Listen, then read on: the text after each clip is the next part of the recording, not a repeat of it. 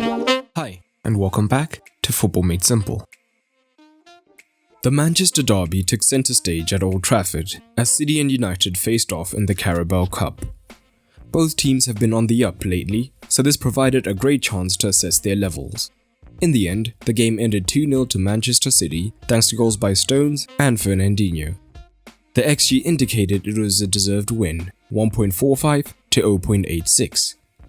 It also means the mini rivalry between Pep and Oli now stands even. But what tactics did both managers use? Let's take a look. And if you want even more content whilst helping to support the channel, consider checking out my Patreon at patreon.com/footballmadesimple. You'll get early access to videos, exclusive videos, as well as access to the upcoming FMS video podcast.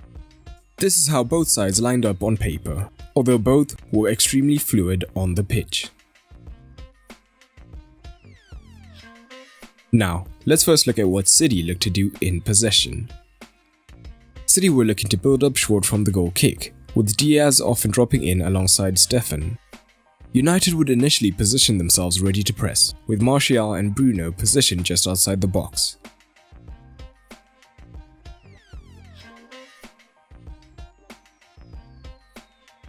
And down the right, City used interesting mechanisms to play out often. João Cancelo was as tactically flexible as ever, and with Pogba initially staying wide on him, he inverted to be the second pivot alongside Fernandinho, dragging Pogba with him.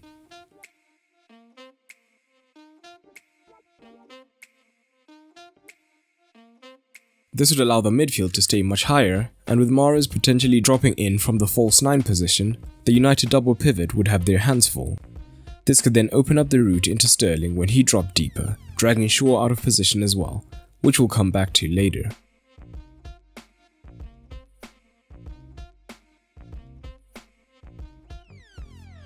But more commonly, Sterling would stay higher up the pitch, tying up Shaw, meaning that there was space created here. Time and again, De Bruyne would then look to make the move into the space, especially if Fred was tied up, and he could receive in space and look to find a more penetrative pass.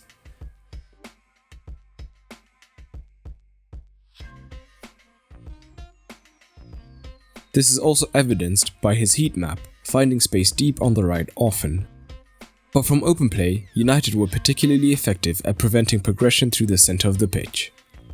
Rather than press, Martial would look to drop deeper to sit on Fernandinho initially, whilst Bruno could drop onto a second City man if they stayed deep. So, in defence, United looked like a 4-4-2 mid-block.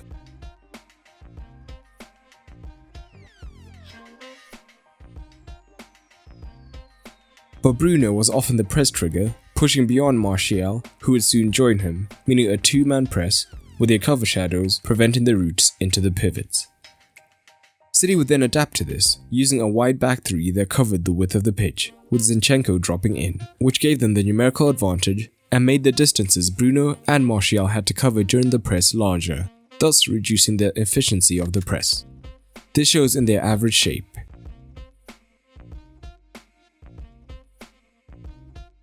We did see Rashford during the press at times, but Gundogan had a fair amount of license to break forward, meaning he often pushed into the left half space to receive, and he and Foden could then look to combine, which they did fairly well.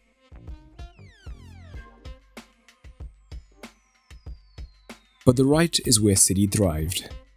Again, Cancelo often remained fairly central, dragging in Pogba, and when Stones received the ball he was aggressive, looking to dribble into good positions.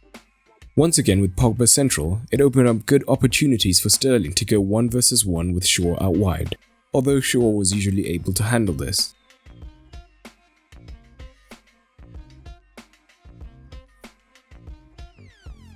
But more pertinently, it allowed De Bruyne to push high up into the half space rather than remain deep, and he and Sterling would overload Shaw, as he was often dragged out of position when following Sterling, and they could look to play 1-2s, and they got into several dangerous positions in this manner.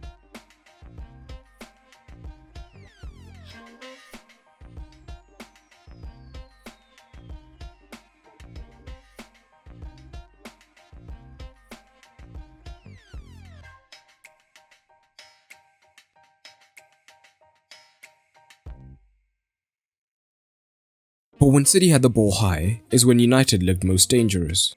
With De Bruyne and Gundogan not shy of making forward runs, Fernandinho was often the sole pivot, meaning that on their transition, Bruno could find space either side of him. And Rashford in this phase hugged the touchline, looking to isolate himself 1v1 with Zinchenko. United often then looked for quick switches, and he would take on Zinchenko and look to maneuver shooting opportunities, which happened on a few occasions.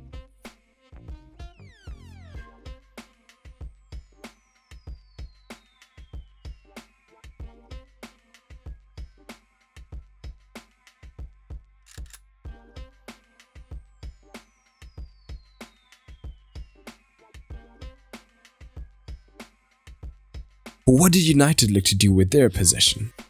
The Reds also looked to build up short, with both centre-backs alongside Henderson to begin with, while City pushed their front three high ready to press. But because this shape meant Shaw and Wan-Bissaka were free, once the ball became active, the City wingers would drop back, creating space for the United centre-backs to play out.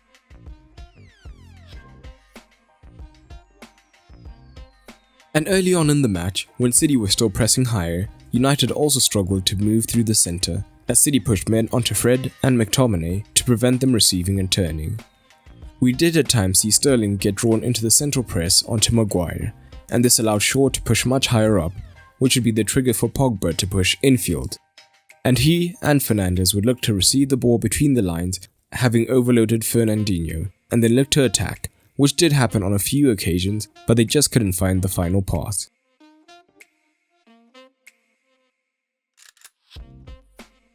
As United became more desperate for the goal, City began to sit deeper, with Mahrez, the false nine, often dropping in alongside the midfield to make it harder to penetrate.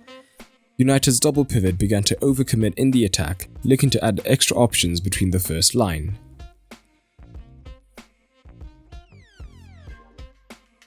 But of course, this left them vulnerable when there was a turnover, and City committed men on the break from midfield, and they got into several dangerous positions but couldn't quite punish the Reds.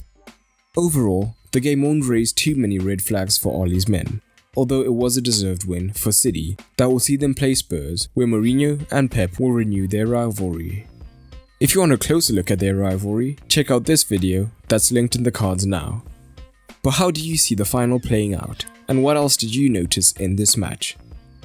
If you made it all the way here, leave a thumbs up emoji somewhere in your comment so I can reply to you first.